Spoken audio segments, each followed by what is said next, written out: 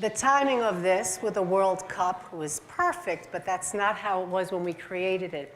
I thought about when I work with people on helping them be good listeners, because that's the skill that leaders or anybody needs to be a good communicator. I started thinking, what are the skills that they need as far as listening is concerned? It's not just listening. As I mentioned earlier, it's observing and listening in order to engage. And when I was throwing that around in my head and we were thinking about it, I started thinking about, well, what type of acronym can help? I love ties and I love the 3 V's. What can I do for listening? And that's where we came up with OLE.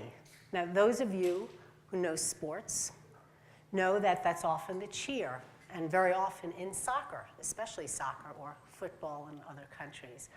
And OLE means bravo. It's also used in bullfights. But it also means, when it's translated from the Spanish, is anybody here fluent in Spanish? Yeah, just OLE just means like go for it, or let's go, bravo kind of thing, or it's kind of like a cheer, like hooray. And OLE, when you look it up in Wikipedia, it says you're rising to the level of your highest level of excellence. And I thought, oh my goodness, what a great way to think about this. Because if you're a good listener and a good leader, you're rising to the top level of performance.